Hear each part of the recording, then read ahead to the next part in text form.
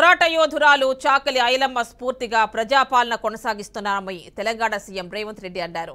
మహిళల రక్షణే లక్ష్యంగా మహిళా కమిషన్ను ఏర్పాటు చేశామన్నారు. మహిళా కమిషన్లో సభ్యురాలిగా చాకలి ఐలమ్మ వారసురాలిని నియమించబోతున్నట్లు ప్రకటించారు. చాకలి ఐలమ్మ వర్ధంతి వేడుకల్లో పాల్గొన్న సీఎం రేవంత్ రెడ్డి అన్ని వర్గాలను ఆదుకుంటామన్నారు.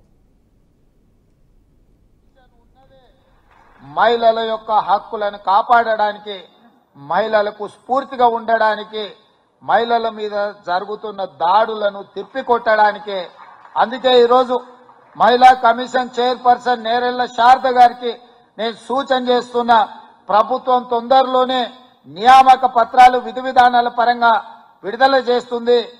చాకలి ఐలమ్మ మన్మరాల్ని మహిళా కమిషన్ సభ్యురాలుగా నియమించడానికి ఈ వేదిక మీద నుంచి రాష్ట్ర ప్రభుత్వం నిర్ణయం తీసుకున్నది. మాకు కావాల్సింది ప్రశ్నించే గొంతులు, ప్రజా సమస్యల మీద పోరాటం చేసి వాటిని పరిష్కరించే వాళ్ళే ఈ ప్రభుత్వంలో ఉండాలనేది మా ఆలోచన. తప్పకుండా చాకలి ఐలమ్మ స్ఫూర్తి తెలంగాణ రాష్ట్ర ఏర్పాటుకు ఒక కారణం.